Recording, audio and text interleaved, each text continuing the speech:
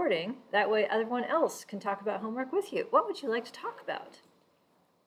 Adding an error variance to the model. Error covariance, I mean. Adding an error covariance to the model. So Zoomers, I'm starting the screen share here. So you can, Zoomers, can you hear me and see me okay? Just checking. Thumbs, okay, good, excellent. Error covariance, that one was, that last section? Yeah. Yep. Section 51. Yes. So your question is what one or how to do it? How to do it. How to do it. The syntax in M+ is item with item, semicolon. Item with item, semicolon. Yep. That, and that'll just be an error variance. I don't need to add anything else. Just. That is a covariance. Or error covariance. Yes. The error variances are automatically estimated. Those aren't ones that you have to write. But covariances among the errors you do have to write. Let me pull up example 4 real quick, and I can point to where. That's where I was looking for it. I just couldn't find it. Yes. 1 second. Because the code is the same regardless of what kind of covariance you're adding. And in, here 1 second here, it has to get through all the pages. In the two-factor model, we switch to, so this is, the two-factor model is on page 14 of example 4. The example of how to add a covariance between factors is right here, Yeah. sit P with sit N. So to do it for an item, you just list the name of the item instead. Okay, okay. And in the unstandardized solution, it is an error covariance. In the standardized solution, it becomes an error correlation. But with is the key word. In Lavon, if you were trying to do homework with that, it is squiggle, squiggle, with the things you want the error covariance between at the ends of the squiggles. Tilde. It is the thing above the tab key on the left side of your keyboard. And also, in the modification indices, let's see if I can find, yeah, from the one-factor model, there's a bunch of those. So with statements, it says, like, this is referring to an error covariance. So this is literally what you would type if you wanted to add this to the model, and then this is forecasting how much your chi-square would decrease if you added that.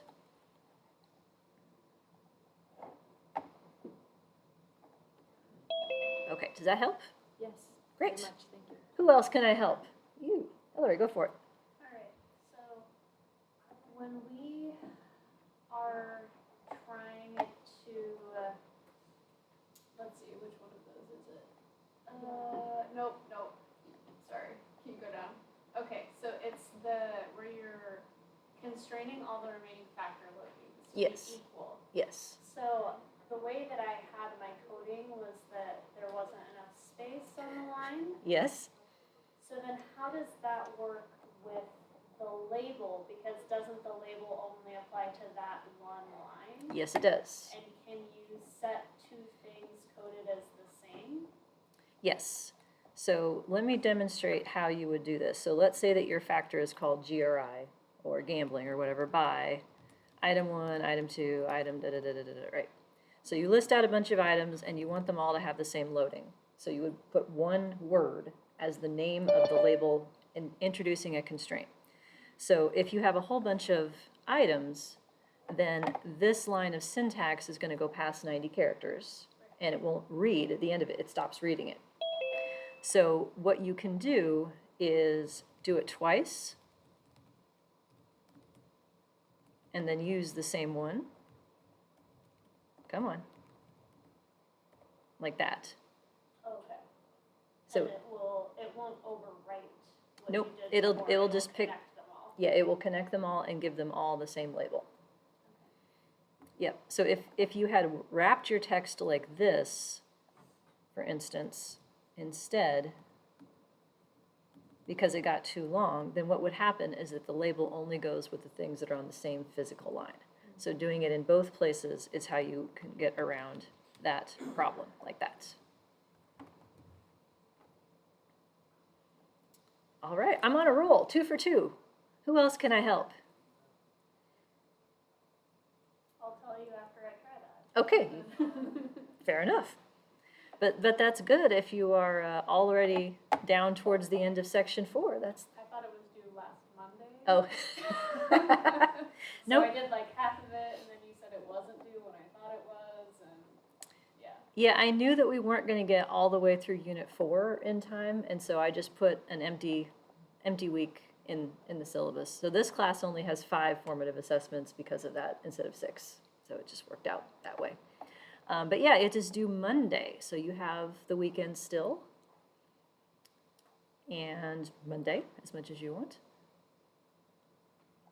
And then next week, I'm working on the materials for next week. They should be ready to go up by tomorrow, I'm hopeful, and then we'll have spring break. So what you can be working on after you finish homework too, I'm going to put up a formative assessment next week that will be due the Monday after spring break so that you can kind of get our heads back into what we're talking about in that way. And then homework 3 is also available. So here's the document that contains the description of what I'm looking for. And I'm happy to talk with anyone about that at any point. That will be submitted via ICON on March 25th, so about 3 or 4 weeks later. Any other homework questions for any of you specifically right now? And Zoomers, I'm watching the chat in case you want to play along too. Okay, there have been a couple of things that have come up during office hours that folks wanted me to address. I'm trying to remind myself which ones those are. Cass, can you remind me what I told you I was going to go over? I see you in the Zoom room. I remember one of them, but not all of them. One of them I know was with respect to, this one, question 60. What is the predicted response for item 1 for someone with a factor score of 2? What I'm looking for there is for you to recognize that your factor model is a regression equation. So for item 1, the model gives you an intercept, it gives you a slope, which multiplies the factor as the factor loading. So I'm asking you to plug in 2 for what x the predictor would be and figure out what the predicted response is. Just that way, for your homework 3, I'll ask you to do the same thing and show predicted values for all of your items across a range of theta, and then the question, or excuse me, theta is this week, this is still factor score last week, so that you can see at what point the predicted responses go out of bounds and whether that happens at a value of your factor score that is well within what you would expect based on a normal distribution. So that was why I asked that question. The other one had to do with, I think, loadings, constraining loadings. So what am I after here? What concept do you think I'm trying to reinforce when I say constrain all the loadings to be equal, and then tell me what happens? What are we testing? What question are we answering by doing that? The tau equivalent stuff. Uh-huh. That's all I got. Okay, phone a friend. Can you think of a synonym for tau equivalent? I can think of a couple. No? Want to phone a friend? That is adding an additional constraint of error variances. Discriminating. That's it. Yeah, equal discriminations from both of you. What did you say? No? Oh, that was you. Okay. One more time. The Roche model, is that what you said? Yes, because that's where we're headed, is that it has a special name in the world of IRT, but the same concepts apply in CFA models as well. Equal factor loadings means equal discrimination is an assumption of tau equivalence or true score equivalence. It is what underlies the utility of alpha as a measure of sum score reliability. And I would say that it describes the extent to which your items are all equally good at measuring this trait. So if you constrain all of the loadings to be equal, and you compare the log likelihood from the model where they're different, which is called congeneric, by the way, to a model where they're the same, then we can test the difference in fit. So if your test is significant, what does that tell you about your new constrained model? If there's a significant difference in fit between the model where the loadings are all different and the loadings are equal.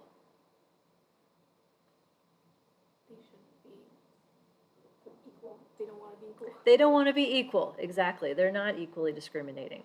So at least with the level of power we have to test that, they don't want to be the same.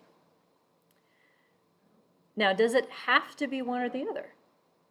This isn't something we've talked about, but it just reminded me that I should talk about it. Probably not. So what if it were the case that items 1, 2, and 3 all were okay with being the same, but 4, 5, and 6 wanted to be different?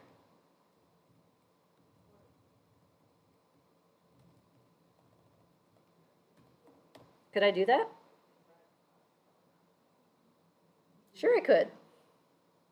It doesn't have a special name, but you can have these sort of compromise hybrid types of models within M+ specifically, and any software that allows you to customize the model you're estimating.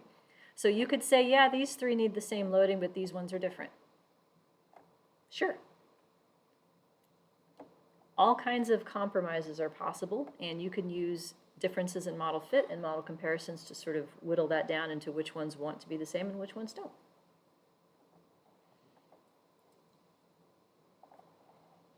Okay, I think that was that one. Other ones that I've heard folks talk about, signed differences. That one, just as a reminder, I'm looking for you to recognize what the best possible outcome is with respect to CFI, for example, and then compare yours. So looking for you to recognize whether it's lower than it should be or higher than it should be. That's the concept on that one. When you say that, what are you expecting us to put in that? So I'll tell you, what's a perfect fit CFI value? 1. Okay, so yours is going to be something less than that because this model doesn't fit. So in terms of the difference, it would be like -0.2 or -0.3 because it's lower than 1. So for 27, what is the close fit? Okay, let's do both of them. Anybody, what's a perfect fit RMSEA value? 0, meaning no discrepancy between the right answer saturated model and your model. What's close fit? 0.05. Yep. That's a different standard, and it has its own significance test in your output as well. Okay. I feel like there's another one, but now I can't remember what it was. Well, if I'm forgetting something, someone tell me. Any other questions? We feeling okay with this? Can you scroll up one more time? I certainly can. Which section? Section 3, I think. Okay.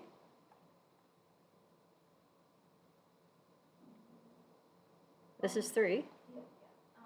It was something like that I was running into. I probably should just watch the video again. But I was having issues with like the normalized variance or something like that. Okay. Well, you don't have to watch the video again because I'm here, right? You can see it live. Normalized residuals. So I have 3 of those in there. The point that I'm trying to get to is find it because it's buried at the bottom of the output. So that's your task, is to find where this information is, step 1. So in the residual output, there are like model predicted stuff and then residual stuff for means, and then the covariance matrix, and then correlations. And so if you go for residual, like search for that in the output, it should point you to at least the right section, and then there's a whole lot of scrolling. But so there's a section for means, and there's a section for then variance, covariance matrix. Variances are on the diagonal, covariances are on the off diagonal. And so a normalized residual is the one that is what your estimate was observed minus expected divided by the standard error of observed, I believe. So it functions like a z-score in highlighting which of these are relatively large. Sure. Also, I figured out how to use Control F because I didn't know how to do it. So the first time you recommended it, it failed, and I was like, but if you do select all or something equivalent to that, then it'll highlight it like on the left side next to it. So as you're scrolling down, you'll just look for the bits of color, and then that's where you look for it. Because I was trying to do like in Word where you can go to next and Mhm. next and next, and it'll like keep, it doesn't do that. Yeah. Let me do a, I'll You can do a, also open your output with Word. yes, yeah, these are, so that's one thing that, That's true too. but Like, input when and I'm output. doing it.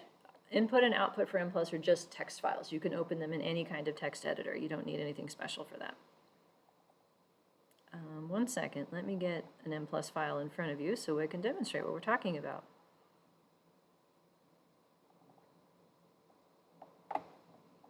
Here we go. So this is opening in what, Notepad or whatever I have here. So let me blow this up. So yeah, Control F, and if I'm looking for the keyword residual, find next, goes a while, goes a while, goes a while. Then we get into residual output. So after the standardized solution, so then we get into just straight residuals. So here's model estimated, here's residuals, here's standardized, and then there's normalized. So there's like 4 flavors of each of these. Then we get into model estimated covariances, model estimated correlations, residuals for covariances, residuals for correlations, standardized, and note a bunch of these have 999. That's because the numbers got to be too small or too big, because this is the one that divides by the difference in standard deviation, so the denominator gets very, very small in large samples. And then finally, we get to normalize residuals for covariances, where the diagonal would be the variance of each of these things, and then the off diagonal is the covariance. So yeah, if you do, I just did that, and so you can hit find next in this, but if you do select all, and then that, depending on how if it's in a web browser, it does turn up yellow on the corner here. That's what you were talking about. It just depends on how you've opened it. But point being, Control F or Command F in a Mac is your friend. I don't know what it is in Linux, sorry. Okay. Anything else with respect to homework then? All right, let me know if you change your minds then. So what were we talking about last time? Go back to the beach here. What new acronyms are in your life right now?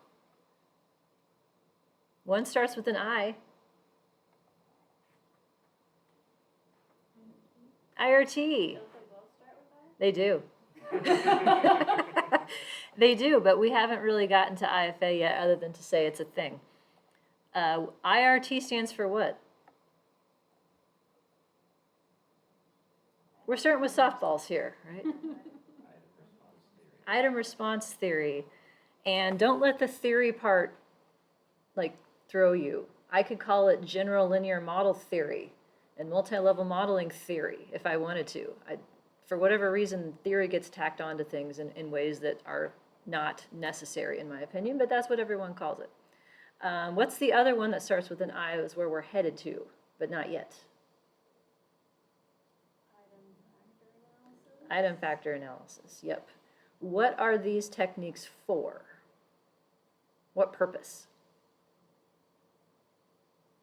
basically like generalized sort of stuff, like any outcomes or predictors that you would have like had to create a generalized model to predict. Like you have to basically do the same thing here. So like the boundary issues and all of that sort of stuff. That one. I know, yeah, I'll take that. So I'm going to translate for the recording because this does not translate quite as readily, and I'm pretty sure the microphone isn't going to hear you. Yes, IRT and IFA are generalized models for when your outcomes are not normal, and you need to make sure that the predicted outcomes stay within boundaries and that they have the right kind of distribution to go with their possible values. So it is factor analysis for the purposes of testing measurement models, evaluating dimensionality, reliability, all that stuff that need to change to accommodate categorical outcomes specifically. There's not a name for other kinds. You would just call it maybe generalized factor analysis or something if you had counts or proportions or some other kind of thing. But IRT and IFA are categorical, binary, ordinal, and nominal specifically. Yeah. So how do we make sure that the predicted outcomes stay within their boundaries? Logits, logits, logits, logits. What's a logit, folks? Yep, I gotta get my stick. I am going to be the logit conductor here. You can say it with me. The log of the odds of the probability of a 1. There we go. Yes. So logits are transformations of the probability to be predicted that keep them within the boundary of 0 and 1 for probability. I got some pictures like this. So if we start with odds, that's the probability of a 1 divided by the probability of a 0.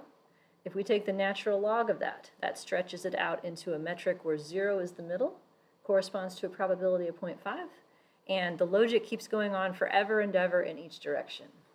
And if I know that a probability of 0.99 corresponds to a logit of 4.6, what is a probability of 0.01 instead?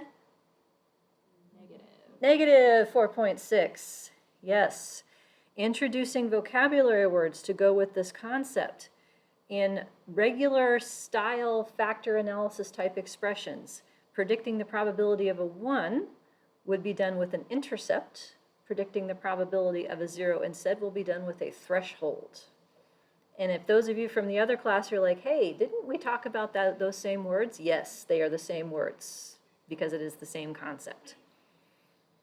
Yes, so we're going to use logits, or alternatively, what's another way we can keep the predicted outcomes in bounds with a different link function?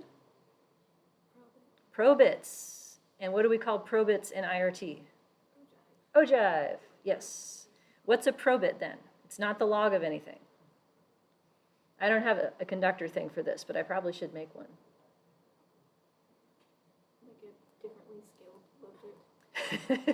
A probit is a differently scaled logit. Yes, correct, Zoomers as well. Tell me more. 1.7 is important, yes. So let me get the picture that goes with that. Yeah, so a probit is a z-score.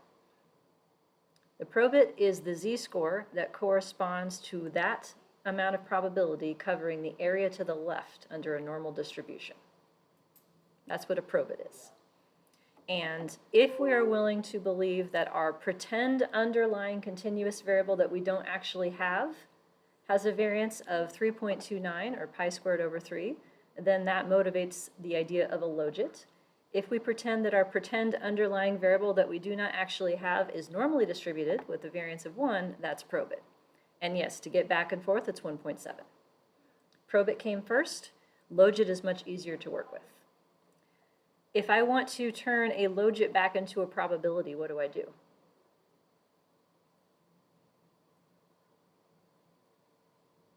If I want to turn a predicted logit back into predicted probability, what do I do?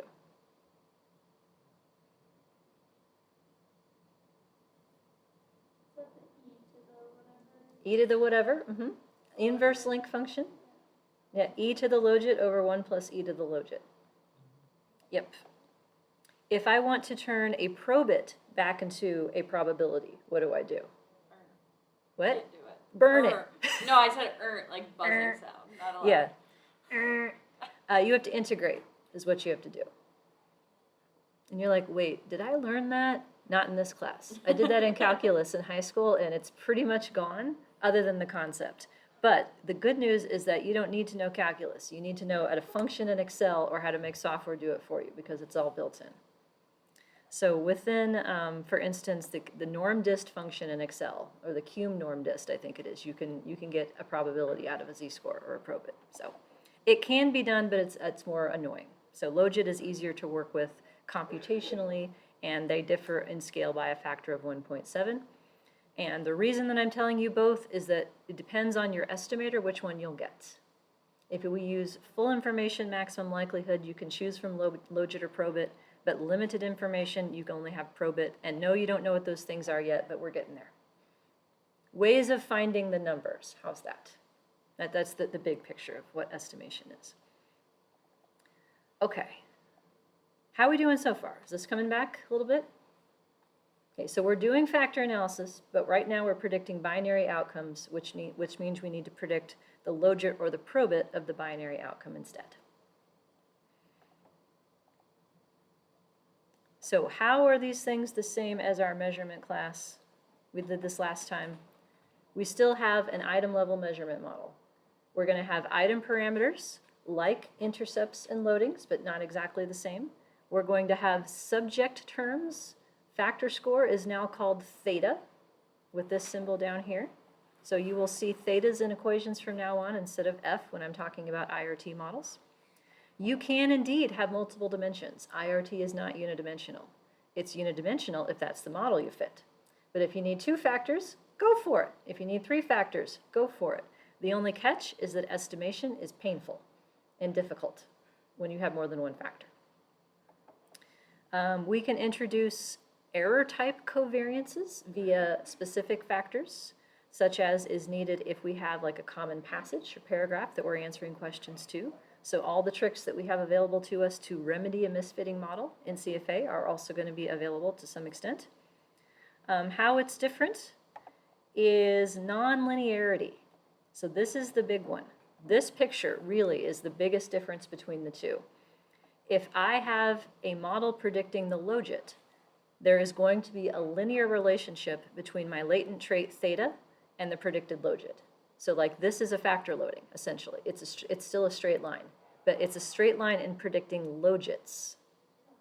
Whereas if I were to take each of these predicted points from my straight line, back translate them into probability, inverse link, e to the logit over 1 plus e to the logit, that creates this bendy pattern here in which no matter how high theta is, the probability of a 1 is going to stay under 1. And no matter how low theta is, it's going to stay above 0. So this implies that an item is only going to be useful in the theta area in which its slope is actually on. As it starts to shut off towards the ends, it's not going to be as useful. So it's no longer just about good items or bad items, but good for whom? And thinking about that from a perspective of who do you want to measure? Do you want to focus on low people? Because then you need a bunch of easier items. You want to focus on everybody? You need items that cover the range of theta. Okay. And then we did this one, right? So the naming conventions reflect, by convention, a confound between the way the model is talked about and the way that it is estimated. So talked about to me is equivalent to the idea of parameterization. How are the model parameters expressed? You get to choose that. And what's difficult about these models is that there are at least 3 different combinations that are being used by popular software, and you'll have to figure out which of the 3 you get. That's why I want you to know all of them. So if you are using a version of a model with parameters that are going to be called difficulty and discrimination, that's today where we start looking at those, and you are using full information maximum likelihood, meaning that you are using all of the original item responses, then people would call that IRT. That is traditionally the combination that gets that name. If you are using a different version of the model in which you get loadings, just like we had in factor analysis, and either intercepts or thresholds, and you are using limited information estimation, which means the model is operating on a summary of the data instead, that is known as item factor analysis, that combination. And the cross cells are possible. They're just not named anything in particular. So when you're describing, like in a results section, what you did, you would want to specifically say how you estimated the model, and then your tables would clarify like which version of the solution you're going to be reporting. Several of you had in your homework 1, I saw phrases like this. It was CFA for categorical responses. That's this. That is a shorthand that means this cell right here, usually. It's usually limited information, and then that means you're using the IFA version of the model. M+ does all of this. Lavon in R only does this cell right here. You'd have to convert the information to difficulty discrimination, which you can do, but it doesn't have full information.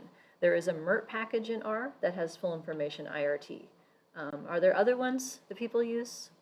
Vladimir or Sergio, I know you have experience with these models. MERT's the only one that I know of. Is that the predominant one still? Yes. Okay, no one's made up a new one that's cooler and better? They don't have like MERT 2, MERT 3? I know that there is one package that people uses, but I cannot remember the name. Something like tools or play, something. Oh, IoT Play? I cannot remember the name right Okay. now. But when I took IRT, we used two packages for one project. One of them was MERT, pretty good one. The other one I cannot remember. I think IoT Play is ringing a bell for me from that. IRT Play? Or something like Something that. like that? Okay, ask the Along those Google. lines. MERT is the one that I know about. There is literally proc IRT in SAS. There's IRT in Stata now. I'm pretty sure there's not IRT in SPSS.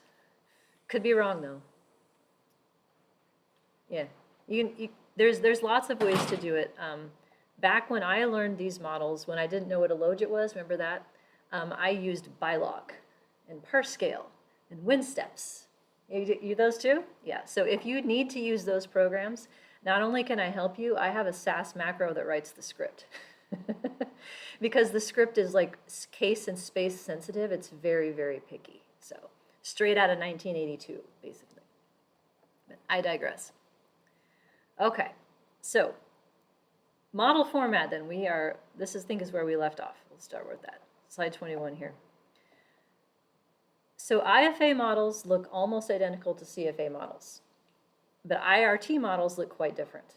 And part of the reason is because CFA models are expressed in this linear version, where we would say what we're predicting in terms of the link, so the log of the odds of the probability of a 1 is what is being predicted by this version of the model, whereas equivalently, we could write it as being predicted for the probability instead, which is e to the predicted logit over 1 plus e to the predicted logit. IRT models are almost always written in terms of predicting probability. And as somebody who had never seen models for binary outcomes, I had never seen logistic regression before when I took IRT. That was like, what the hell is this? It takes some getting used to. But it's the same thing. It is logistic regression, but with imaginary factors instead as our predictors. So these two, IRT and IFA, are two different ways of saying the same thing, but they were developed by different people for different purposes. IFA came out of more of a psychology factor analysis tradition, whereas IRT came out of a measurement ed sort of tradition, and they were working with different ways of estimating these things at the same time as well. So I go back and forth in my head every time I get to this unit, and of course my software wants to restart. It wouldn't be Thursday if my software didn't want to restart in the middle of my class. There we go, 4 hours, go. I always go back and forth as to how I want to set this up, like which I want to do first. And after rehaving that conversation with myself yet again, I'm sticking with what I have. We're starting with IRT. The reason for that is because I think those parameters are more useful. And because to think about how to describe reliability, you need the IRT parameters to understand that. So we're starting there, even though it's going to look very different. But can you just trust me for a class or two that it is factor analysis? Can we just trust me? Okay, this is one of the few things that I can prove with math, that it really is. And by me, meaning the people who figured this out in like 1975, okay? I wasn't alive yet, but. So here's our very first IRT model. This is called the Roche model, after the person who made it up. And I have both ways of writing the model here for completeness. We have the logit being predicted directly, or the probability being predicted directly, but there's only two things in here. Theta, which is per subject, so this is my latent trait. This is what used to be F, so this is my true score, latent factor, latent trait, latent construct, factor score, am I forgetting any? T, F, now it's theta. And then here's the different thing, minus. I have never seen a regression type model with a minus sign in it before this. Minus an item parameter, B, which is known as item difficulty. So per item, which is why it has an I subscript, theta is per subject, which is why it has an S. If I write it predicting probability, then it's e to that term divided by 1 plus e to that term. You may also see a 1.7 stuck inside the exponent. That would be if you wanted to have your b's in the scale of probits, but then use 1.7 to convert the solution into logits.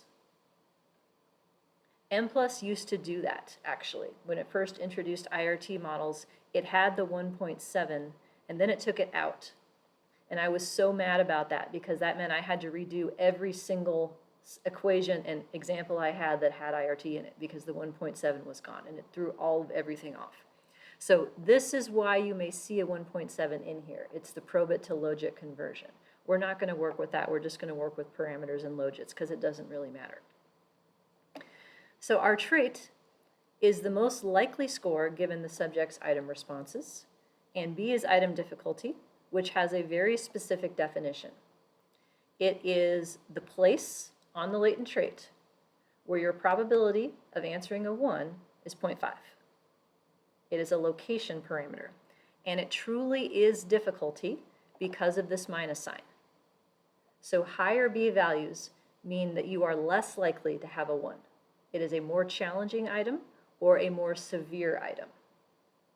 So if you're in a context of, say, structural racism, can you think of something that would be like an indicator that you'd have to have like a whole lot of racism to say yes to this? Or to have a higher score? Segregation, okay. I know at least one of you has a scale about alcoholism. You know, the classic ways of measuring that, like do you need a drink first thing in the morning is one of the more severe items, versus something like occasionally I have a glass of wine on a Friday night as one of the least severe items in terms of, you know, your usage of your drug of choice. So B is truly difficulty at this point. So if you work through, because of the minus, yes. As it goes up, the probability of a 1 is increasing, right? Like if it's a higher sort of thing? If it's low, the probability decreases. Probability decreases. Yes. Because you're subtracting it from theta. Yes. So if we look at like this, if you have a higher trait level than the item is difficult, then that will lead to a logit that is greater than 0 and a probability that's greater than 0.5. So if you are smarter than the item is hard, will you accept that as an explanation? Yes, I will. Okay. And if you are dumber than the item is hard, then you have a logit that's negative and your probability is less than 0.5. So the key to this making any kind of sense is the idea of a construct map. So that's the next thing here. People, traits, and item difficulty are on the same numeric scale so that they are directly interpreted in relation to each other. This has benefits. So if we have norm reference samples, for instance, as we might have in classical test theory, let's say that my son comes home with his report card. His report card right now actually did just come home this week, and he gets 1, 2s, and 3s. 1 means you need to step it up, pal. 2 means you're doing fine, and 3 means you're already where we need you to be at the end of 3rd grade. So we looked at his 1s, 2s, and 3s and talked about, you know, why those might be or whatever. But had I not had that 1, 2, and 3 translator, I'd be like, good? Because 1 could mean good, right? Like you're at the top, right? Rank number 1, woo, yay me. But let's say that he has a different class next year and his report card has a 12. Like, is 12 good? And if he said, well, I'm in the 90th percentile, Mom, because, you know, my 4th grader would say that. Yay for you, buddy. And it's like, no, I got a 12. Well, that put me in the 10th percentile. Oh, that's not so good. Like 12 doesn't mean anything until I have a sense as to what the range is and what a typical score would be. If we have this idea of conjoint scaling, which is what it is in IRT, then the trait values have direct meaning in terms of what they predict the item responses should be. Like they're a one-to-one mapping. And to illustrate this point, as I mentioned, I think a week or 2 ago, I used to have an example of a trait of 80s pop culture knowledge. And when I built that example in 2007, it killed. And over the years, it has become much less relevant. So today, I decided to get a new example, and I would like to thank my son, Vladimir, and Cass for helping build this example. I have a latent continuum of Pokemon knowledge. Pokemon is a series of characters that look like this, and they have a game, and they have cards, and it's like a way of life, as near as I can tell. Is that accurate? Okay. So I have this trait continuum. This is a construct map, if you will, where subjects and their levels of understanding and appreciation of Pokemon knowledge is on the left-hand side here. And then I have Pokemon, I always want to say Pokemon, but I get yelled at by my son. It's Pokemon. It's Pokemon is plural and singular? Just like deer, It what? I believe so. like deer. Like deer? Yeah, I say deers, so, because I just can't accept that. Yeah, let's go. Yeah, I'm from Missouri. What do you say for Yeah. moose? Meese? There's certain things I just can't accept, and like deers is one of them. And also, the past tense of tell is telled. I told you this yesterday. Like that sounds completely fine to me. So it's Pokemon, damn it. It's St. Joe, it's not her fault. Yeah, I know. I moved when I was 7, so the rest of it I have to blame on Council Tucky. Yes, it's no Council Tucky. Council Bluffs, Iowa, which is immediately to the east of Omaha. So I grew up in the Omaha area with it plus or minus 3 hours, basically my whole life. And people from Council Bluffs, Iowa, get to call it Council Tucky because that is accurate if you've ever been there. Anyway, I digress. I have some grammar issues. But my bigger issues is that I don't know who any of these characters are. So I'd like for you to test yourselves. I've got the answer key in front of me that I built myself, and I'm not going to show it to you. But to illustrate my point, right, who is this person down at the bottom here? Pikachu. This is Pikachu. Everybody knows who Pikachu is because if you buy any sort of Pokemon gear, like at Target or generic places, Pikachu is going to be the one that's on it. So even Grandma knows who Pikachu is because she has bought him a Pikachu sweatshirt or whatever before. Now, Mommy, of course, that's me. I know who this person is, Snorlax. Snorlax, and the reason that I know who this person is because this is what my son was for Halloween last year. So this is him being asleep in his Halloween costume.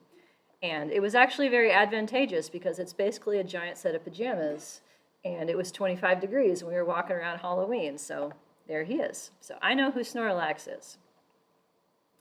A person not named, we'll see if any of you qualify. Who is this? Gengar. Okay, we got some savants in the class here. And Daddy bought him a stuffy that is this one. So Daddy knows who this is. Bidoof is how he says it. It's a beaver-looking thing. Vladimir contributed this one, and he named himself Starter Level, which is, on brand for Vladimir and his typical level of humility. What is this thing? Nidoking. Okay, that's correct. Cass contributed this one. Kabutops. I'm really impressed. This is impressive. So the other ones I had asked Hugh, what do you think the most unknown ones would be? And he volunteered a couple more. Necrozma. Nailed it. Yes, I was right. You got that one? Yes, I did. And then he picked this one for the most obscure. Milcery. He calls it Milkery, but I don't have a judge's ruling on that. He has a book that's like this thick that's essentially a dictionary of Pokemon, and that's what we read sometimes at night together. We read the dictionary. And they have the pronunciations in there. And for the longest time, I would say, oh, this is, Necrozma, it looks like something else. And then he'd point to the pronunciation, no, Mom, here it is. So this world has rules. So this is the idea, right? We have these items of increasing difficulty. We have examples of people who would be at the corresponding levels of the trait needed to know who each of these characters is. So the difficulty value, for instance, for Milkery would be, whatever number corresponds to Hugh's trait level. Hugh has a 50-50 shot at getting this right. That's what your trait level indicates for an item of comparable difficulty. At no point in this example did you hear me give a number. You don't need them. I could say that the mean trait is 0 and the standard deviation is 1.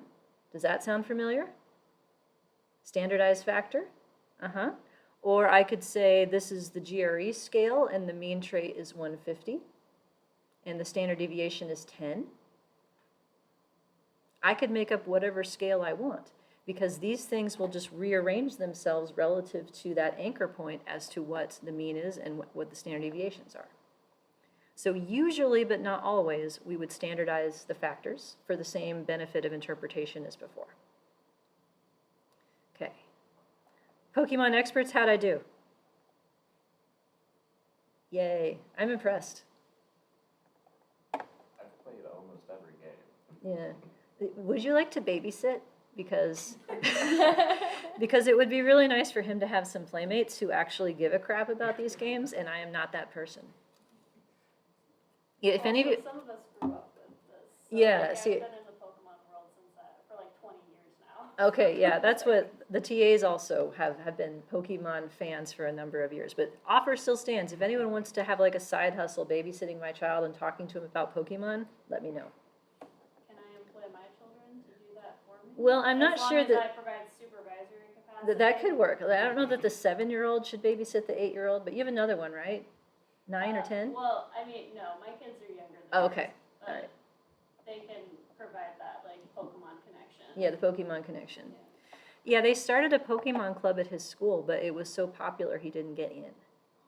What?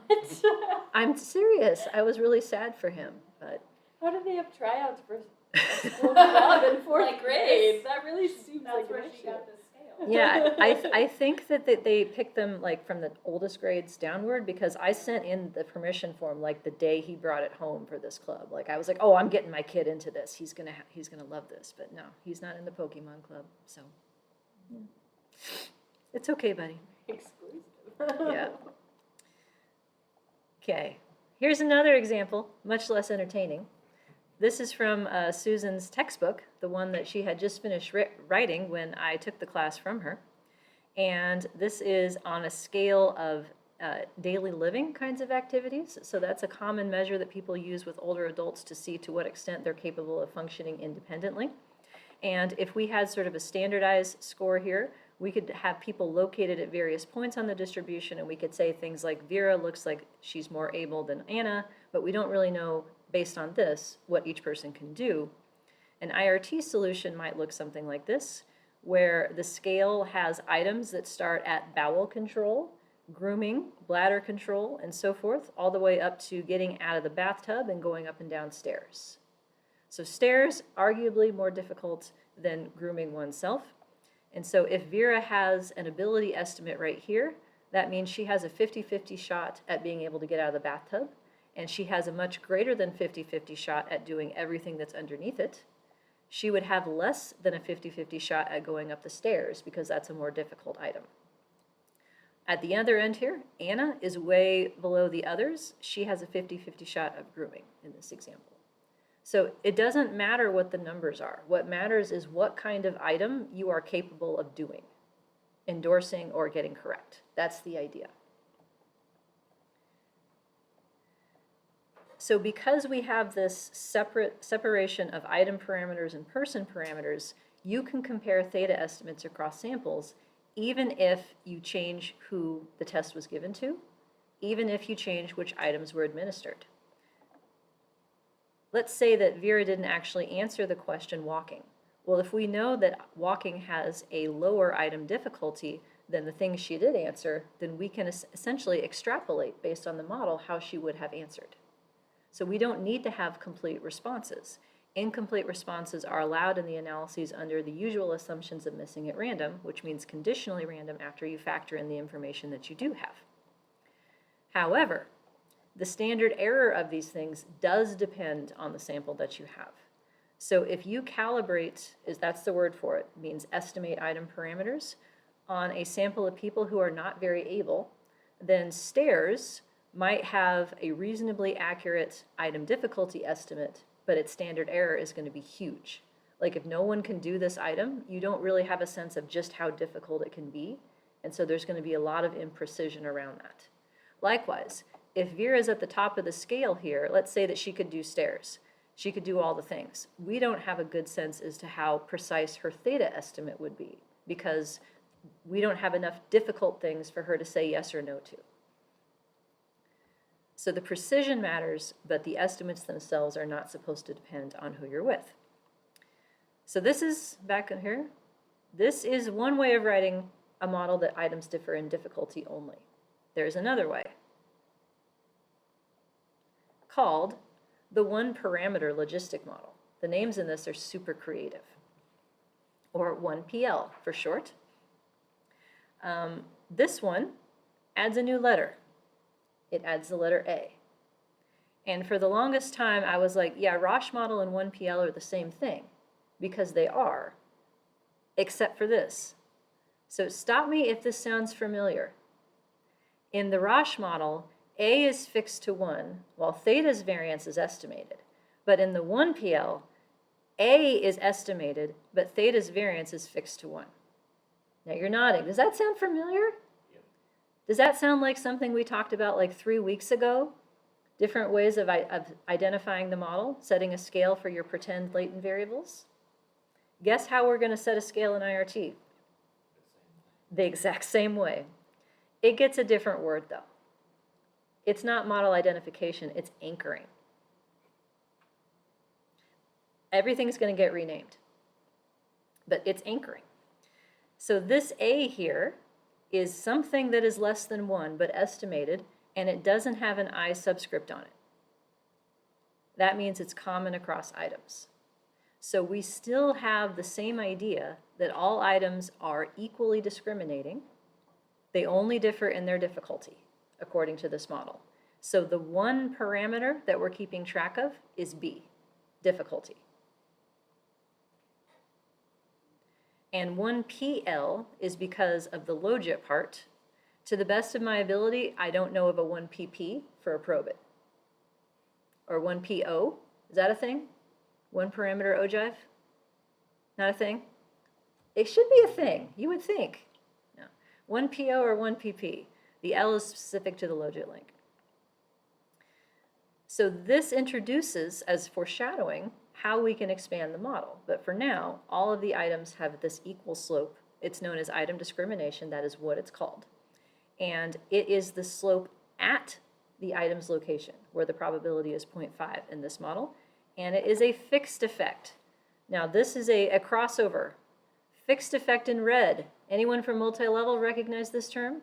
Fixed versus random? Several of you should be nodding. Yes, what's a fixed effect, Erica? Not a random effect. Not random, that is correct. It's a constant. It's the idea that each item will get a different version that's specific to that item, that it doesn't have a distribution. So each item gets its own B. All of the items are currently sharing an A in this model. And we can swap out logits for probits, and it's the same idea. So here's some pictures. These are called item characteristic curves, or ICCs, and no, that's not the same as interclass correlation. Different words for the same letters. So these pictures show probability of a 1.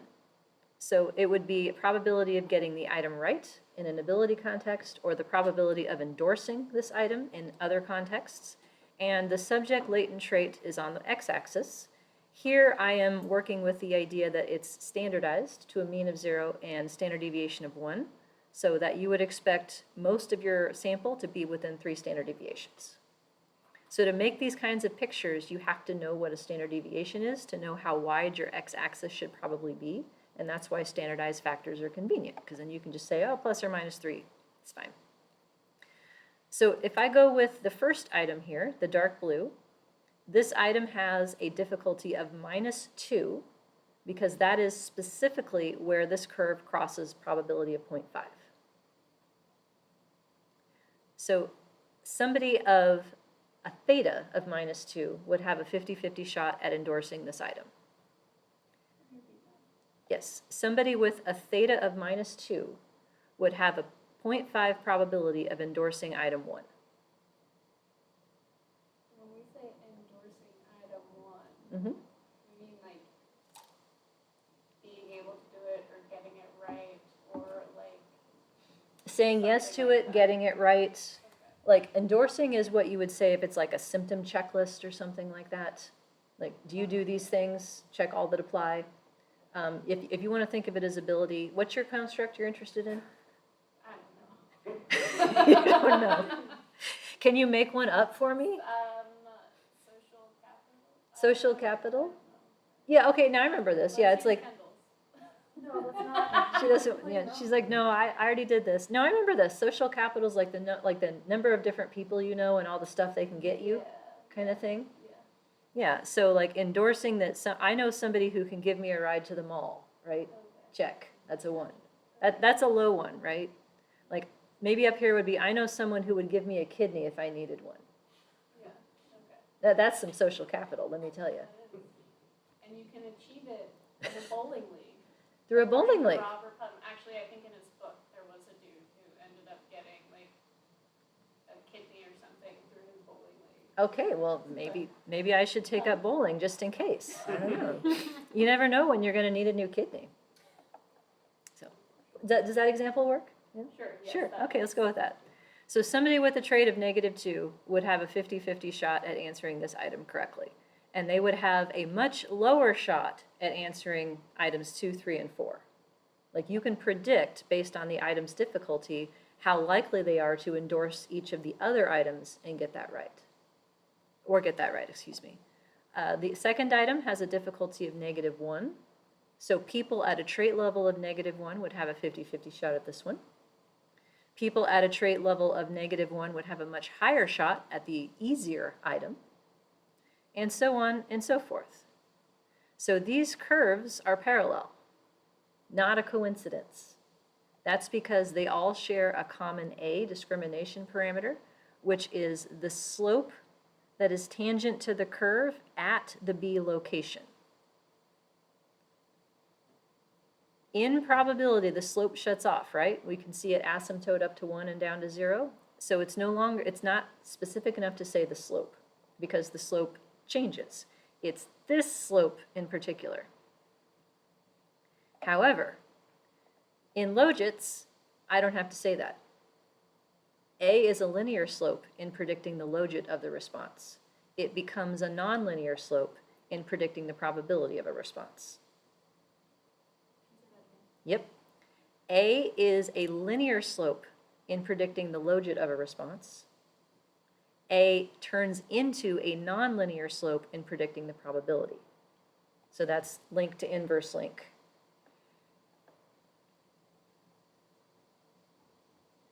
So what kind of person is item 4 most useful for? Someone with the trait score of 1. It will be item 4 might be a great item for people who are on the higher side. But for somebody who's down here at -2 or -3, item 4 is useless. Because the slope shuts off. So if we think about how to build an optimal, what do you call it, set of items, who do you want them to measure? That's the question. Where do you need your items to focus? We have a question, so would B1 be Anna on the previous example? Yes.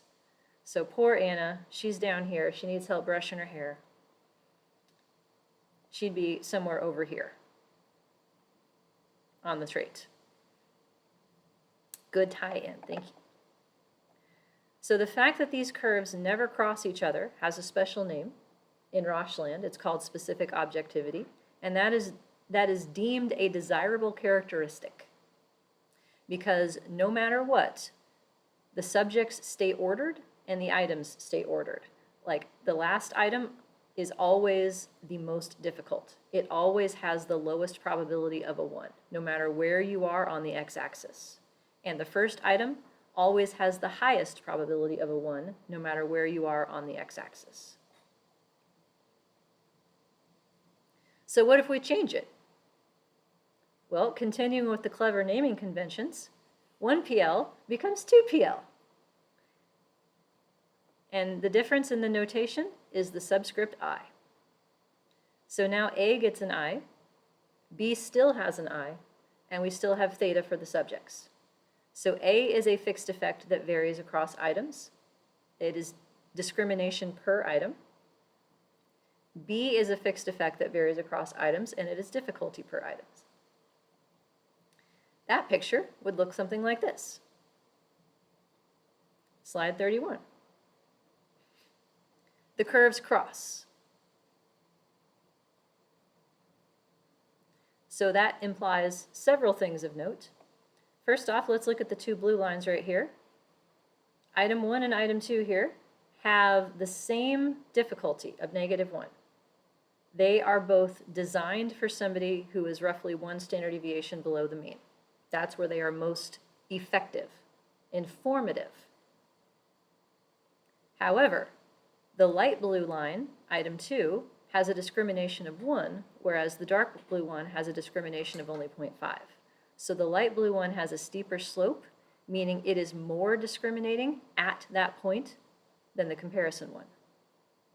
So if I were building a short form and I had choices like this, I would keep the more discriminating one as the more informative. And information is going to be a specific vocabulary word, so I'm using that deliberately.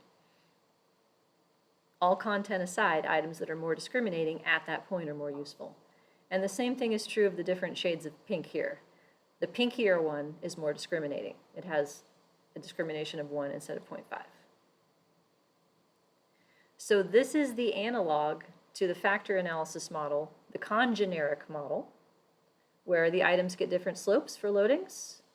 They all get different intercepts to begin with. That's always a thing in CFA. Do you remember how we tested whether we needed different loadings or not? Or whether they could all be the same? Like at the end of homework 2? Remember? What'd we do?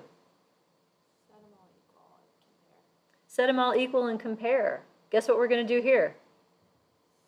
Set them all equal and compare. And how do we compare?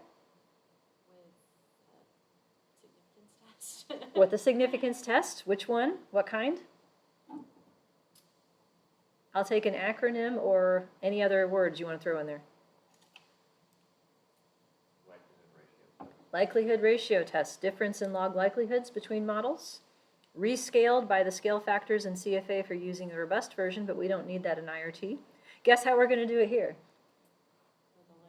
Likelihood ratio test. It's the same damn thing. It is. Exactly the same concept. So to me, it's like, well, which model should we pick? Well, I don't know. Let's check the fit of this one and compare it to this one, and whoever wins, wins. To folks who subscribe to Roche theory, no, unacceptable. Here's why. The curves cross. Okay, so if I look at theta of -1 right here, items 3 and 4 are harder than items 1 and 2. They're lower in probability, conditional on a subject trait here. Now, if I go all the way over to a theta of 2, now item 1 is actually harder than item 4 because of the differences in their discrimination. So the items have reordered themselves in difficulty as you change your value of theta. And that makes some people very squishy, uncomfortable. Squishy is my word for uncomfortable. So to me, I'm like, if they need to vary in discrimination, just let them. And other people are like, no, not cool. So according to IRT subscribers, a Roche model is an IRT model where you have equal discrimination. It's a tau equivalent model where you only have B. The only difference between Roche and 1PL lies in identification.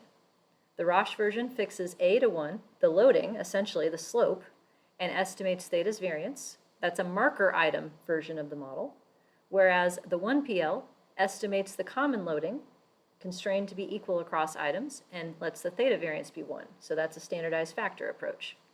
So from this philosophy, it's like, well, if the items need to have their slopes vary, then let it. Who cares? According to Roche believers, though, the rest of this is bananas. It's not cool. Because of the crossing of the curves, that the ordering of items and persons is not invariant. It doesn't stay constant across the way. And so A essentially represents a theta by item interaction. So items should not vary in discrimination if you know your construct. So this is a very different philosophical viewpoint. Strict Roche model people would throw out items that differ in discrimination. Like, they wouldn't change the model, they would change the data. Or they would throw out people who don't follow the Roche model. There's something called person fit and item fit, that the statistics you would look at in that. And Roche models, by the way, is the term for what it is for binary. The ordinal version of this is called the partial credit model. I know Zainab has that in her project. A few of you have mentioned that one before. That is the ordinal version of this, where all the slopes are still equal. So from that perspective, you only have one model to choose from, and you just make it work. Versus an IRT perspective is, well, let's just change the model if it doesn't fit. And you can guess which side of these I fall on. I'm used to changing the model, not the data. So, specific objectivity, everything stays in the order in which it should be, regardless of where you are on theta.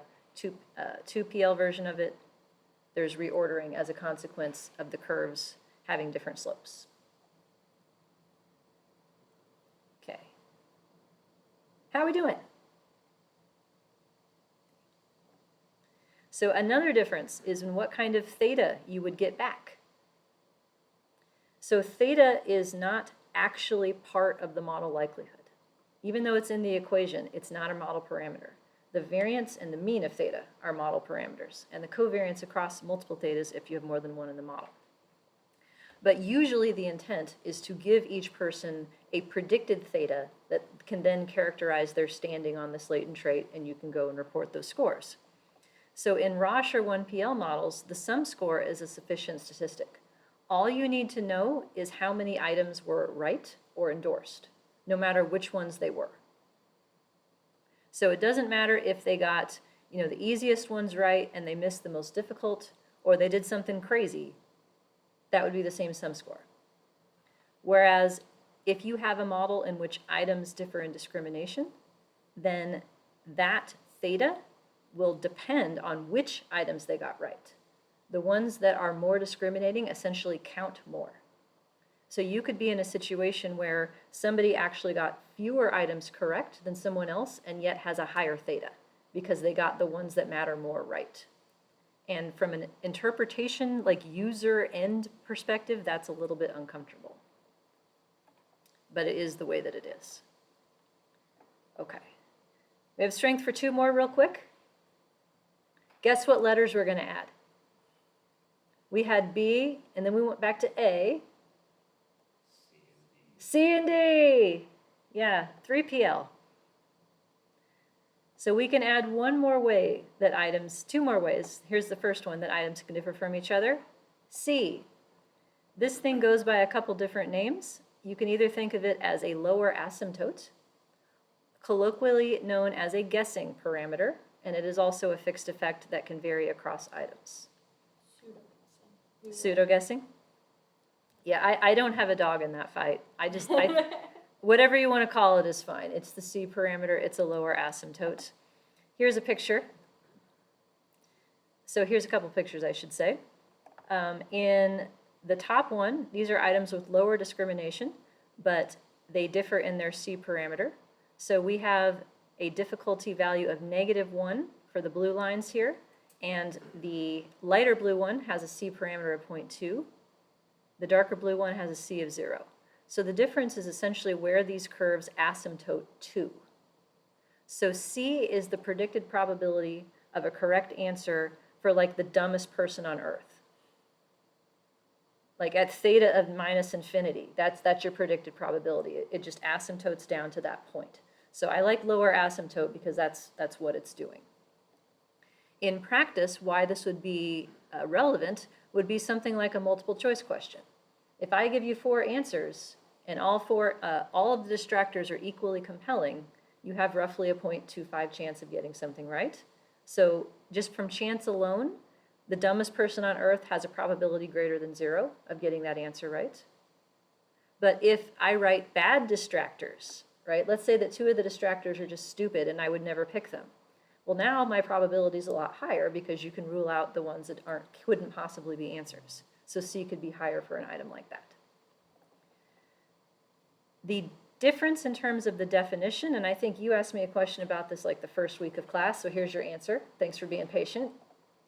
The predicted probability at the item location in these models is no longer 0.5 because it's shifted up by the C. It's 1 plus C over 2. So B is still location, but it's not the location at 0.5 directly. And same thing with these items here. These have B's of 1, but then the one with the C parameter above 0 asymptotes to that. So you can kind of see the asymptote the more difficult the item is. And then this is what it would look like if we had more discriminating items, the same premise where the C parameter kicks in and shuts off the line.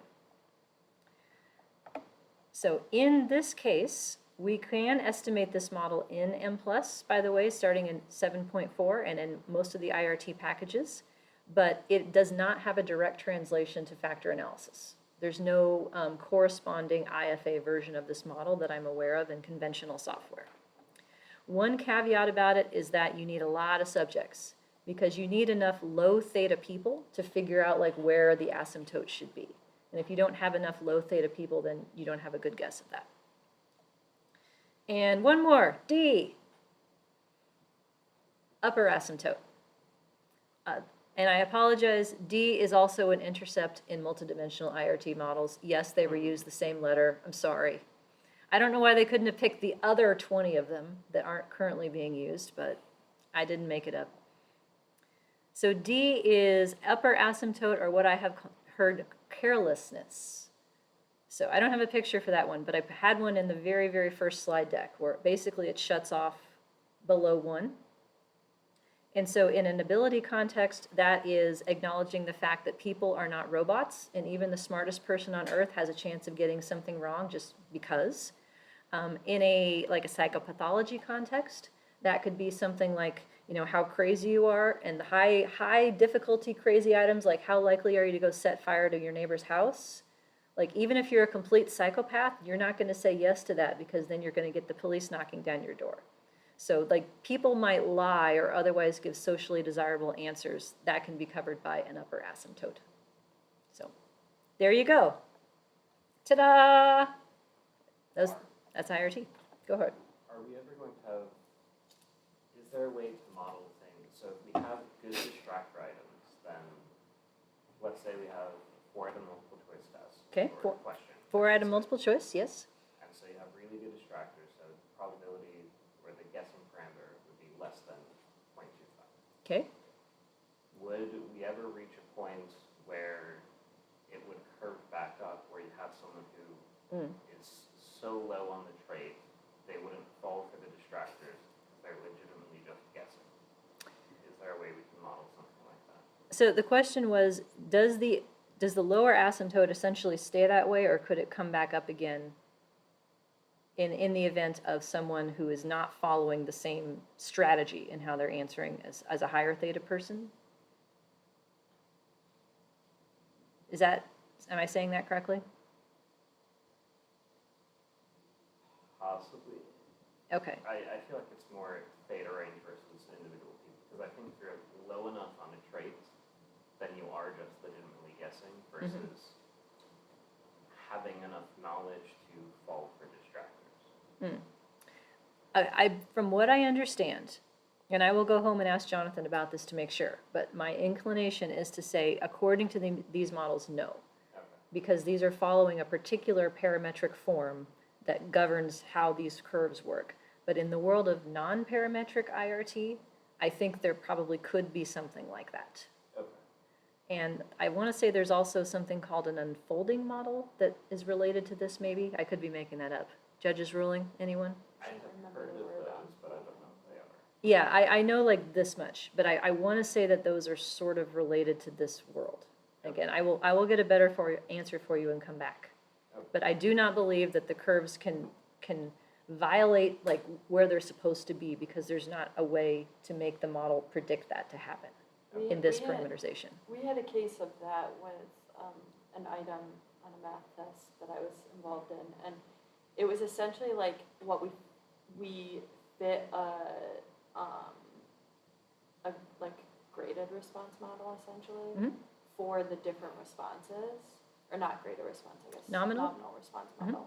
And we found that some of the distractors were working on people like better who had higher thetas were falling for that distractor, where they weren't for people in lower thetas, and it had something to, we had some theory about in math, it's supposed to be based on calculation, but there was a specific word that that students with lower thetas weren't doing the calculation, but because of this vocabulary term they had memorized, they could answer it correctly easier than students with higher. Yeah, so. But then we ran another model on it, and I can't remember what that model was. You can stay. We're wrapping up. No, we're like 2 minutes over, but we always start 3 minutes late. So I feel like, this is just the universe balancing it out. But yeah, so if you wanted to do a distractor analysis, that's what nominal response models are for. That is the analog to baseline category logit, where you essentially dummy code your outcome and predict the probability of answering something else relative to the right answer. So to really do a fine-grained analysis of that, I think those models would be more useful. But in terms of this, I don't think the C can wiggle. I think it has to come down because that's the function that it's following. So, all right, 147. How about I say have a good weekend. If you have questions or want to talk to me, please let me know. Thanks for being here.